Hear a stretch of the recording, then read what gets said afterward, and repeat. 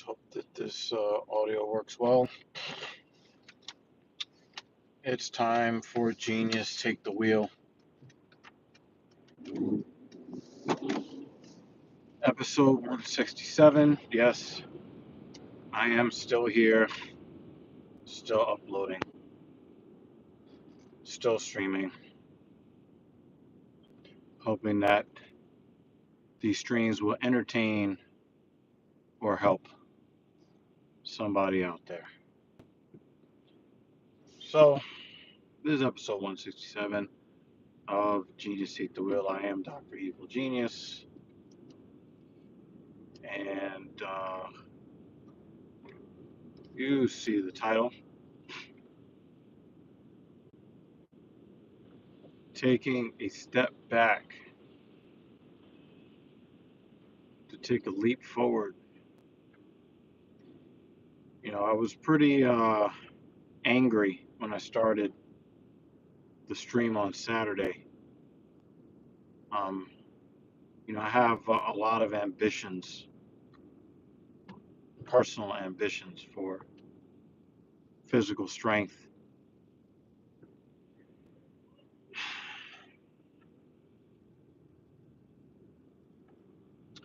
And I realized that the thing that was upsetting me the most, it wasn't that I needed rest. It was that I was being forced to rest against my will before I was personally ready.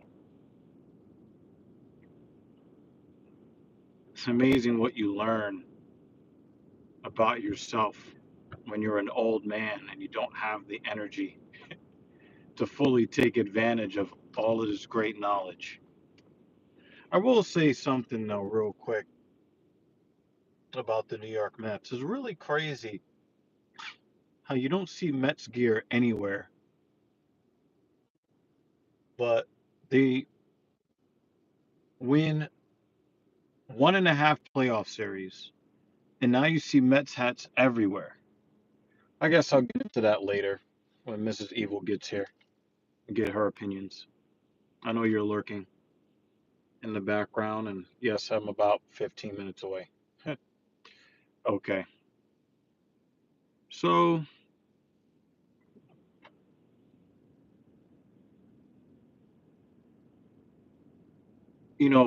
my body needing to rest is not a bad thing, but I perceived it as such because I wasn't ready to rest. When the call to rest came, I wasn't prepared for it, and I think that coupled with the realities of the heavy fatigue that I was feeling, I guess made it where I wasn't able to really keep my anger in check as much as I'm usually able to.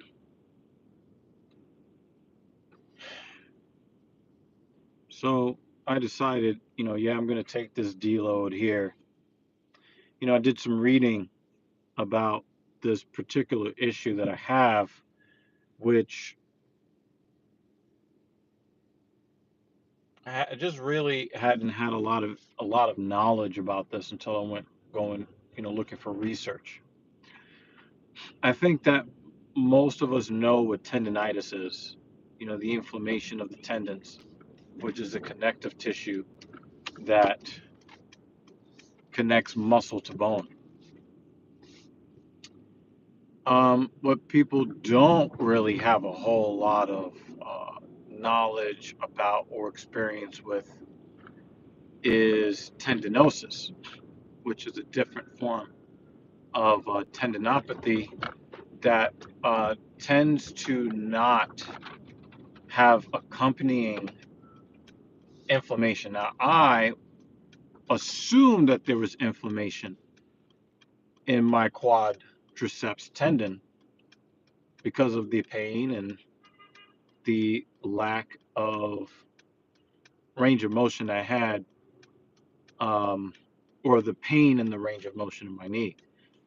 But when I kind of read up on it and I checked, kind of examined the knee a little bit more intelligently instead of just operating off of assumptions, I realized that there are ways that your tendons can tell you, ouchie. Um, wow, she let me make my turn. That's incredible. She must be German. Um,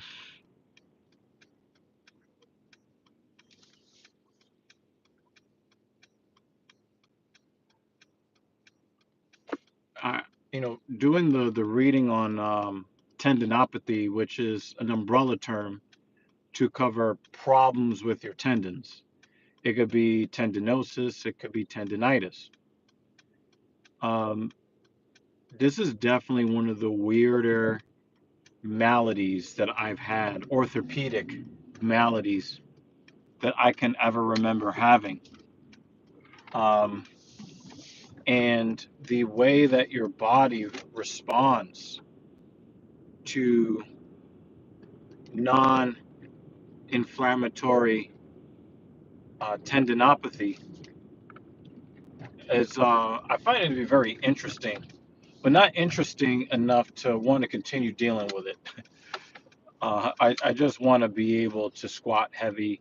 I want to be able to get into the hack squat and squat heavy. I want to be able to get underneath the bar in the squat rack and a squat heavy.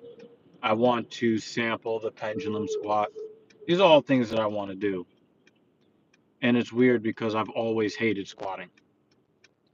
But, there was this one, I think I told you guys some episodes ago about this one trainer who basically told me I wasn't working hard enough and asking me how much I was squatting.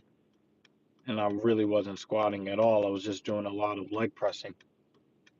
And I think I had just gotten into the hack squat.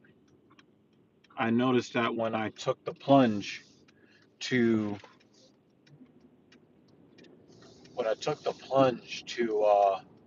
start, free bar squatting and hack squatting and, doing heavy legs 3 times a week, I really started to see some nice shape and size improvements in my quads.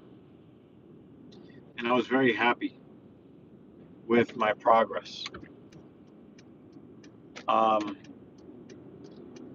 Unfortunately, um, the rate, my work rate was so high that my left quadriceps tendon, it did not rupture, but it sent some pretty severe pain signals that really caused me to take a step back.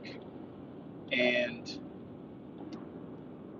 it definitely was a wise move to make because although there's no guarantee that I would have torn my quad tendon, I could have done some really bad damage to the point where, according to the research, even if the tendon does not tear, uh, grade 1, grade 2, grade 3 tear, uh, you can end up with a chronic condition where, let's say I wasn't squatting as heavy, I could still end up uh, end up starting a feedback loop that could cause me to deal with this pain probably for the rest of my life.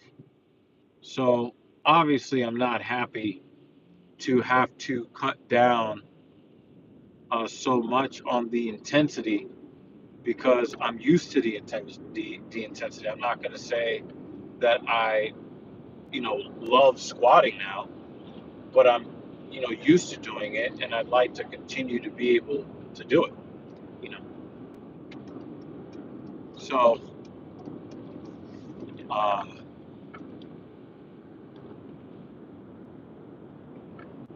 it's a little different when it's taken from you as opposed to you putting it down yourself. So, and there's Missy. So, I am um, getting close to the pickup point, maybe a half a mile away.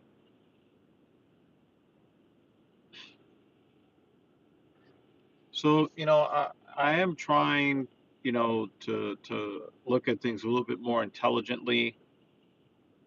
Um, I took 2 full days off back to back, Sunday and Monday. What's unintentional, but I just didn't have the energy, and I really don't want to tempt fate by having the injury get worse, or um, make me more susceptible to cold, flu, Rona, any kind of respiratory disease that would not only knock me out of the gym, but cost me opportunities to pay my bills by working with clients. So that's where I'm at with it right now, folks. I'm really trying my best. I'm trying my best. Today I kept it light. I think my working sets on the leg press was 3 sets of 5 at 225. The warm up set felt very heavy, but I had a lot of gas, so that probably had something to do with it. Still having some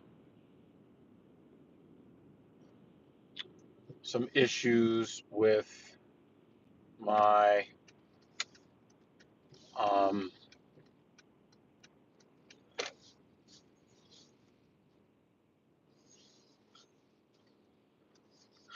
still having some issues with energy. So I don't know how I'm going to turn on the intensity next week.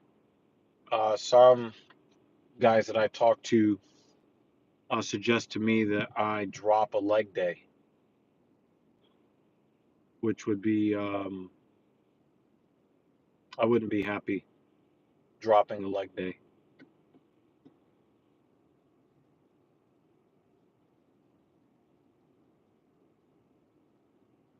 But um, I don't want to create a chronic problem with my left quad tendon or any structure of the left knee for that matter. So,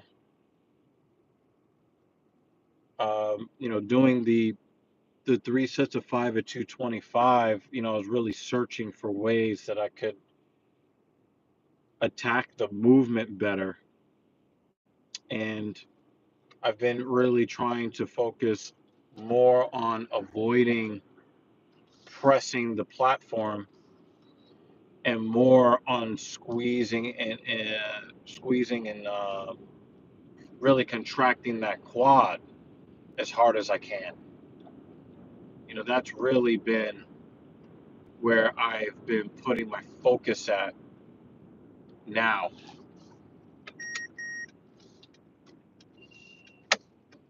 Um, so, you know, it's been, working okay. Um, it's been working, okay. I didn't feel any real negative effects in my left knee. I did some light leg curls. That felt pretty good, especially after I did those RDLs on Saturday. My hamstrings were cooked for a couple of days. All the cruise ship is here, so I hope that that's probably why the traffic is still bad here. That sucks. Um,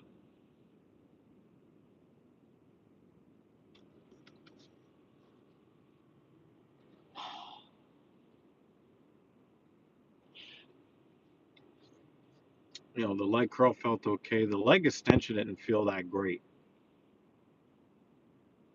it was hard to find the right um, positioning, trying to find that good quad squeeze. I guess it's going to take a while before I'm able to get that really good feeling. But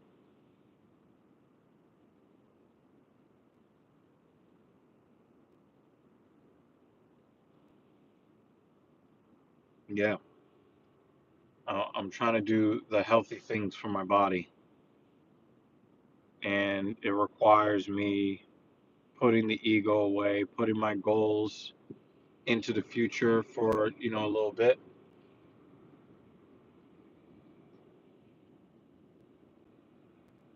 Um, trying to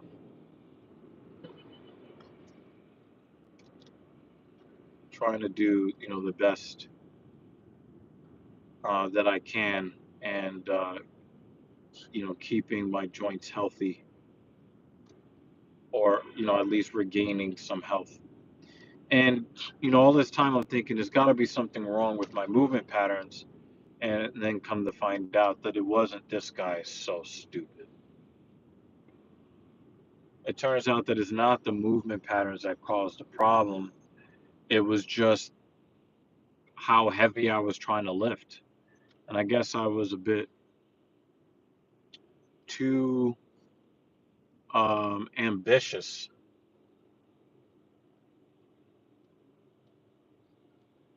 I was too ambitious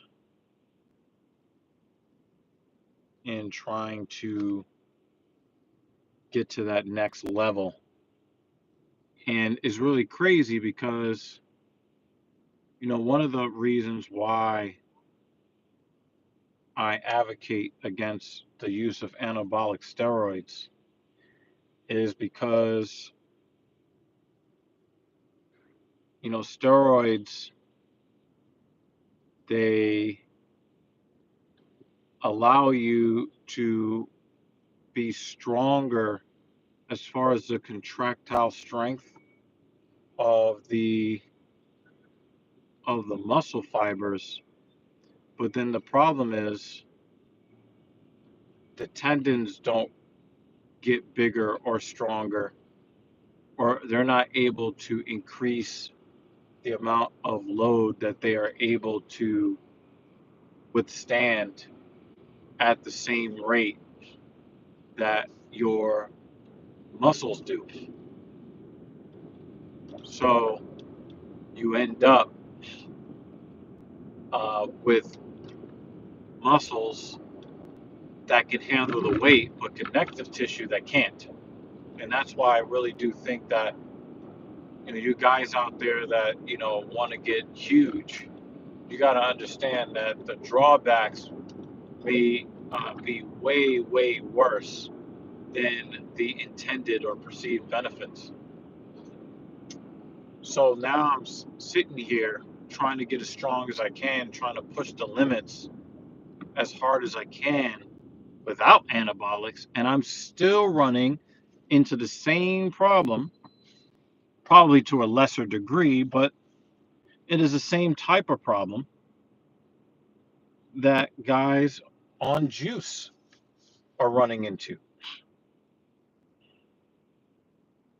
And it's as ironic as it is unfortunate. Everything that I try to do fitness right, and it doesn't always go, the way that I intended to go.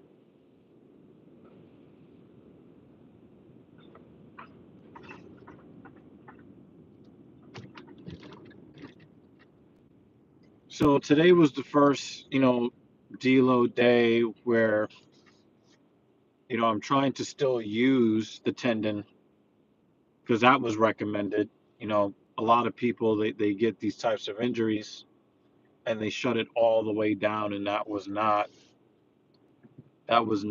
recommended. So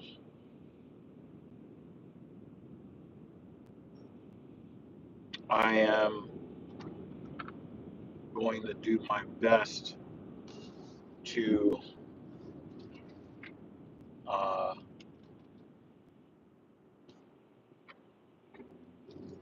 I'm going to do my best to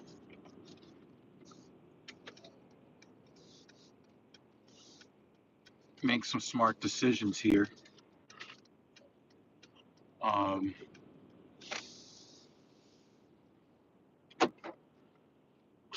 for my body.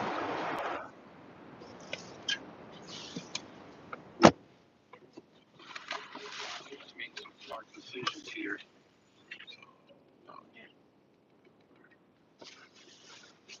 So,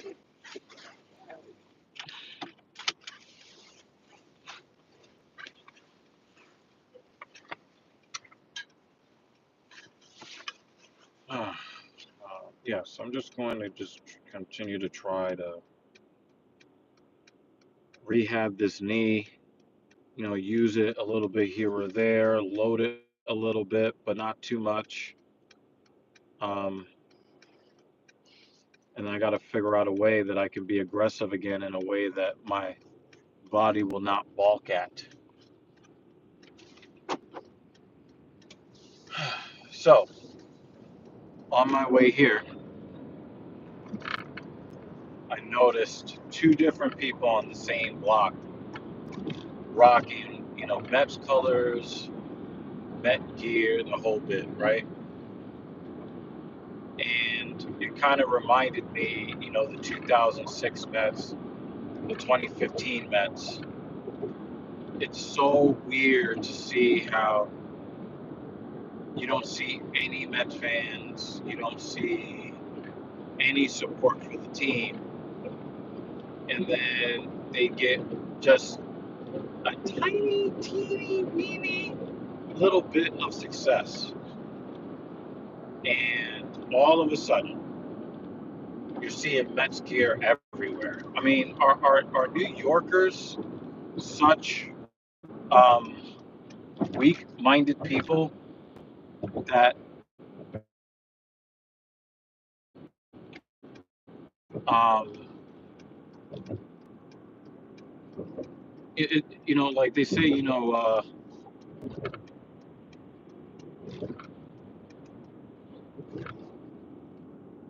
certain people root for the winner. Whoever's on the bandwagon. You know, if the team loses the next year, they're off the bandwagon.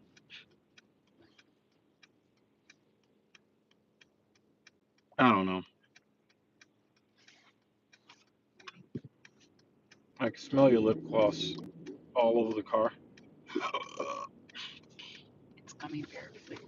Yeah. You should stop eating it. You're not supposed to eat it. Lips were chapped. You're not supposed to eat it. It really does taste good though. But you're not supposed to eat it.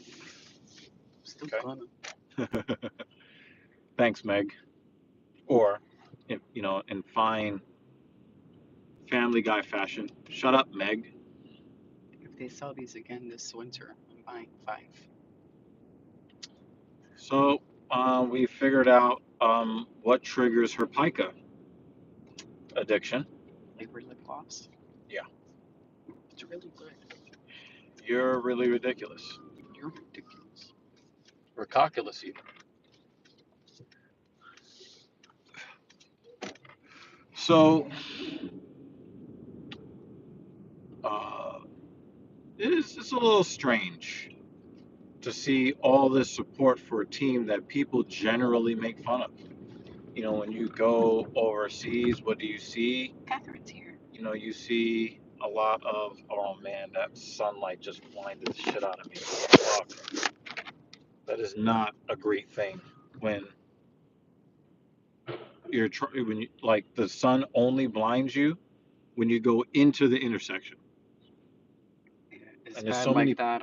people that cross against the light. Like, that could have been fucking tragic. It's like that on my way to work. There's a part, and it's a nice curvy way, and the sun is like, bing, you're all gonna die today. For real. Catherine, good morning.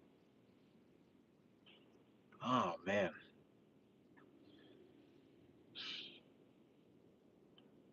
So, I don't know really what to make of that. I don't generally like it, but I can't tell somebody to not root for the team. But it is something where, like, people laugh at the franchise,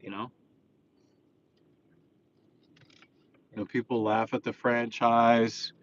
They talk about, how many championships the Yankees have all the time. And uh,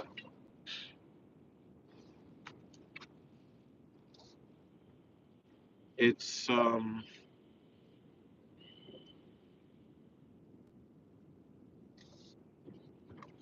we're usually the laughing stocks. And, the fans that another Mets hat. The Mets fans that wear Mets hats when the team is losing. We go through a lot of disappointment as fans, and I don't really like using the visor because it also blocks vision. Hmm. Yeah. Um,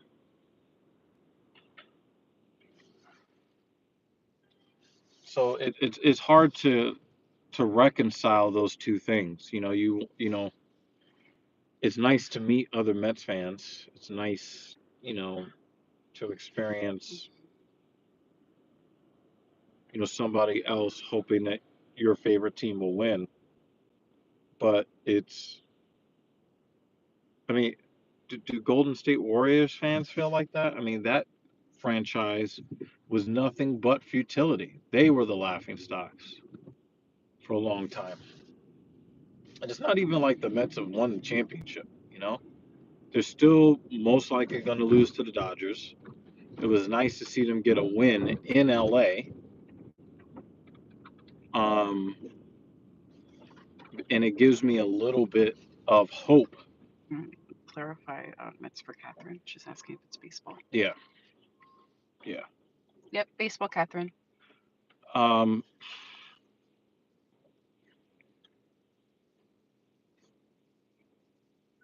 um,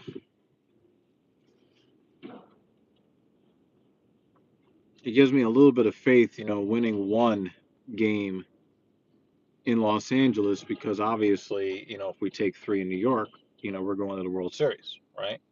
Which won't happen.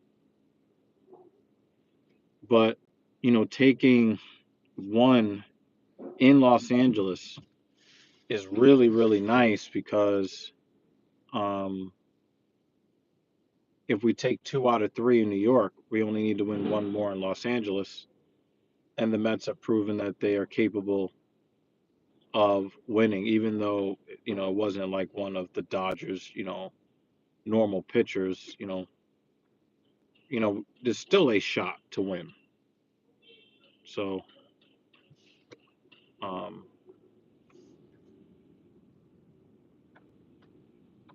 I'm looking forward to, seeing what happens in game three tomorrow.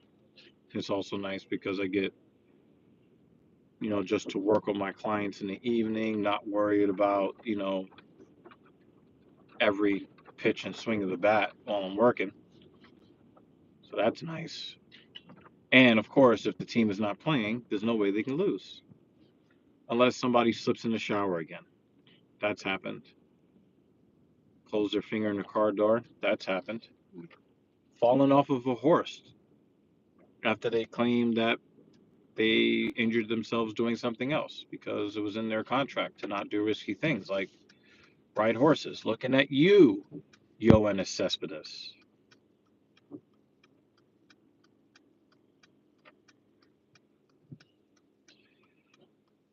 So yeah, it's a little strange. We Mets fans, we're a very very loyal bunch.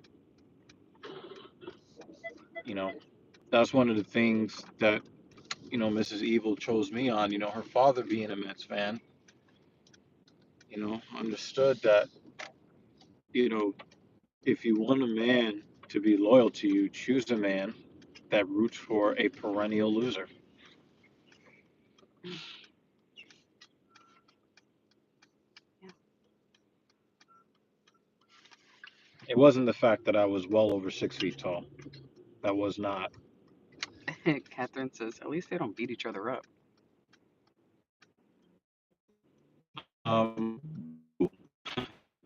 We need context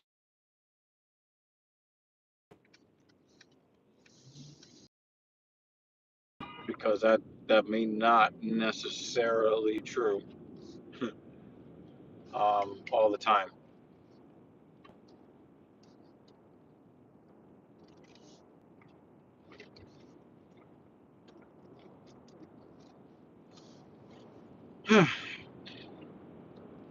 But I was complaining to a friend on Sunday night that it looked like the Nets were um, they played like they didn't believe that they belonged on the same field with the Dodgers, and then they came back and played a pretty spirited game. So I have to be happy about that. She says the others do in the martial art cages. Oh, that's what she means, UFC. Well, those people are paid to do that kind of violence. You know, when you have that kind of violence in the clubhouse, that means really bad things are happening for your team. Was there a situation where someone got drop kicked on the field? Isn't there some wild, I mean, there've been some wild brawls. you know, WWE style brawls Yeah, there have been. somewhere recently? You know, benches clear or whatever. You know, different things Mm, happen. Melees. You know, one of the things that you don't really see is guys swinging the bat at people. I mm. get the feeling that you probably get a multi-year suspension for that. So Yeah, it's all fists if they're swinging. I remember Don Zimmer was like 70 something years old and got grabbed by somebody and thrown on the ground. Mm. That was crazy. That was crazy. I remember, I think a lot of people remember that infamous clip of Mike Piazza grounding out in a nat bat versus Roger Clemens, and his bat broke, and Clemens was just kind of throwing the piece of the broken bat, um, you know, off the playing field, but kind of in the general direction of Piazza, and Piazza got I thought he was being thrown at all him. Italian about it, and um, What you do? That wasn't on camera, so it was okay. Although someone on the bus probably saw me. Oh man, this is why the Dr. Evil Genius channel will never be monetized again. The camera didn't catch you. It's okay. But I remember, that whole ballyhoo, and like even as a Mets fan, I'm thinking to myself, Piazza, you look real stupid right now. He wasn't throwing the bat at you, dumbass. Like, you're so dumb. But, let me not make it political. Speaking of politics, I gotta say, I really, really hate this current crop of politicians. I know that some of you have heard me say that before, but they just keep doing and saying things that, regardless of the context, it's like, wow, you're all massive pieces of garbage. And the thing is, they started debuting some of these political ads. Um, they started debuting these political ads. Um, during the Major League Baseball playoffs. So, if you're watching baseball, now they are, hitting you, with Trump and Harris campaign ads. And I am willing to concede that Harris's campaign ads are better than Trump's. I'm willing to concede that. Though Trump's are much, much more entertaining, much funnier. But when you look at like how his campaign, and you have to blame him because then you hear I'm Donald J. Trump and I approve of this message. Well, you approve the message. The message is coming from you, even if somebody else wrote it. Um, you know, I think that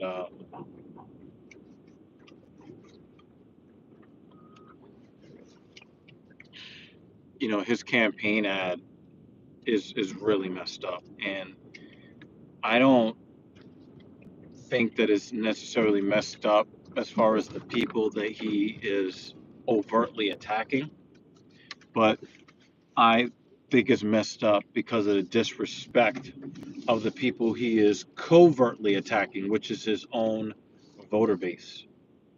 And the reason why I say that is because, uh, Donald Trump's message is that, when Harris becomes president, she's going to immediately remove all the checkpoints and let all of the criminals, only the criminals in the country, and then instead of imprisoning these criminals who, you know, violate women and children and do all kinds of, violence and stuff like that, um, she's going to give them all transgender surgeries. Now, the tagline is really funny. Donald Trump is for you. Kamala Harris is for they, them. That's funny as shit. I cannot deny that the ad is really funny. But only if it was written by people on the Daily Show or SNL or Chappelle Show. The fact that this is a real campaign ad, I think, is more insulting to the middle American white person that he's trying to sow seeds of FUD, fear, uncertainty, doubt, mostly the fear. Um,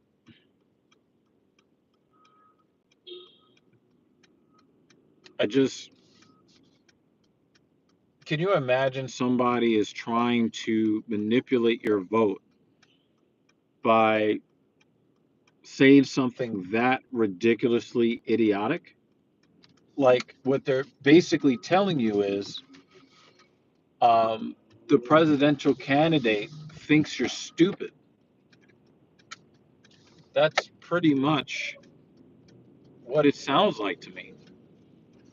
Like the message is, I really do think that you're stupid and you're going to vote for me because you are lacking in intelligence. And I just don't think that that is a great way to try to sell yourself as the preferred presidential candidate. I just don't think that that's a good way to go about it personally.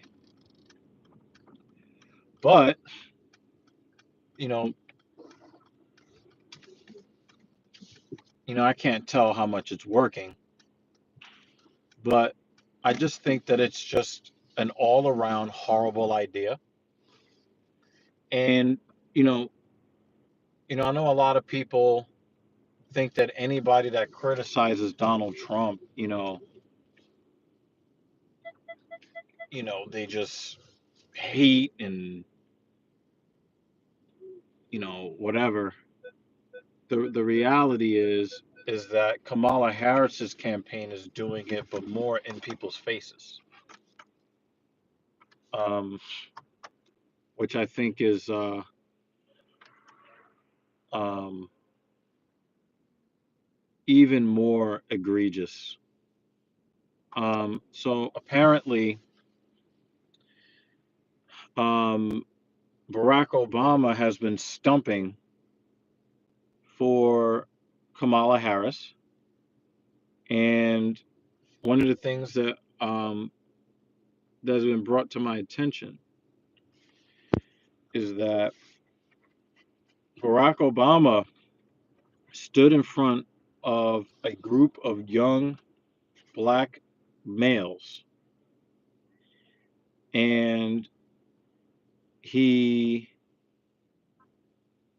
didn't say anything about what Kamala Harris has a plan for to benefit black men if they would vote for her. He didn't say anything about what black men stand to gain from voting for her as opposed to voting for her opposition. Did not say what kind of benefit they would be doing for the world. Instead, Barack Obama used sign language, shame, insults, guilt, and the need to be right. If you have to resort to these kinds of uh, of tactics to influence somebody to do what you want them to do,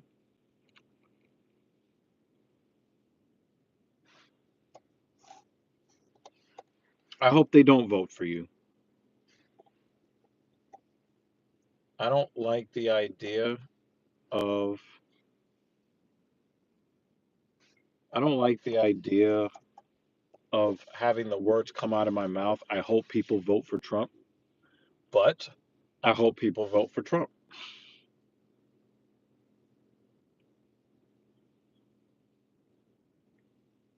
Some people are lying to themselves for why they want to vote for Trump. But one thing is very, very clear. You're not going to call me a bad person for exercising my right, my constitutionally protected right to vote for who I want to. You are not going to demonize me into voting for who you want me to vote for. And if I thought that this political system was legitimate and I was a registered voter, at this point, I would throw that vote at Donald Trump. And this is coming from a person who absolutely despises Donald Trump for everything that he has done in the last 50 years. And that's, something that people don't really seem to understand. There's a reason why New Yorkers hate Donald Trump. There's a reason why the people of New Jersey hate Donald Trump. There's a reason. He has a horrible track record of how he has treated people over the last more than 50 years.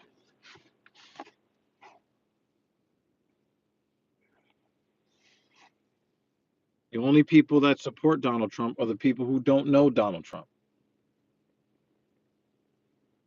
But I would definitely be strongly tempted. Look, another New York Mets hat. Hmm. My Zoom now starts at 9:30, so I'm probably gonna be in the Zoom. Yeah, I'm not probably. I'm going to be in the Zoom as we're driving home. yeah, cool. Just a heads up. Yep, Uh, of course. so my piece is normally at the end. Yep. So, yeah, I just think that it's pretty messed up. These are by far the two worst presidential candidates in the history of the country.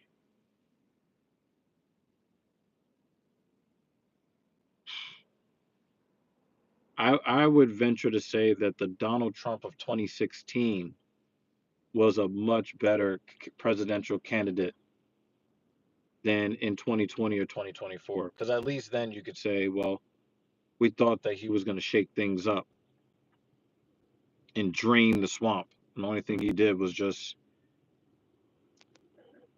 you know, basically just the swamp just went from one group of cronies to a different group of cronies.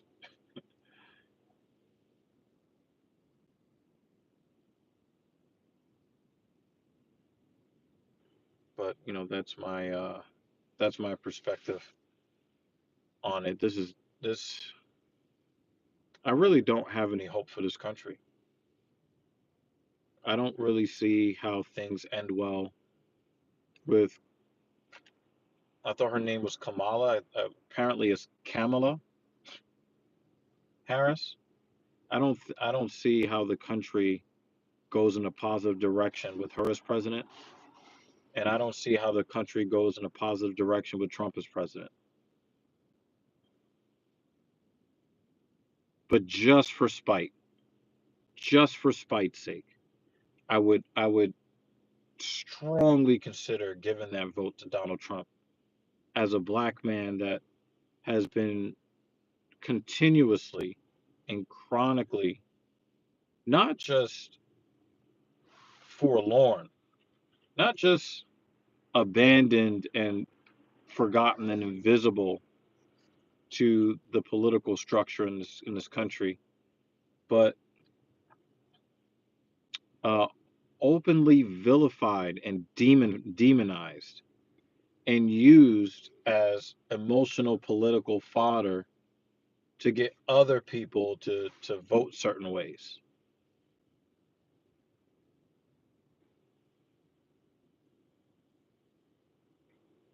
A very valued member of the TSP community that comes by every now and again, came by trying to misrepresent crime statistics in our country to make black people look bad, while also poo-pooing people complaining about racism against black people. If you want to, have some sort of um, political anything in this country, blame black men for everything. Blame black men for everything in your country. If you want to, if you want to be successful, and it could be all your fault. What's going on in your country? It could actually be your fault. But you can create a favorable political atmosphere for yourself as long as you um, as long as you blame black men.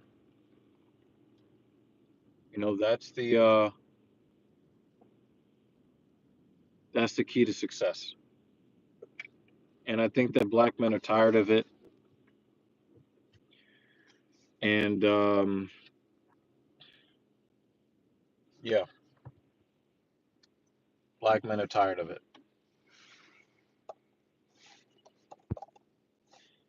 Anyway, I'm gonna get up out of here. Thank you so much for supporting, like you guys always do.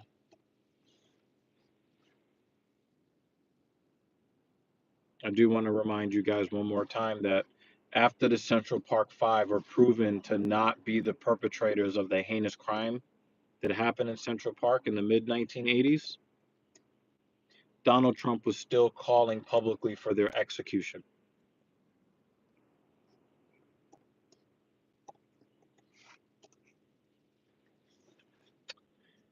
Anyway, I'm gonna have another, easy, breezy, beautiful deload session on Thursday morning, and it is then that I will rejoin you for episode 168.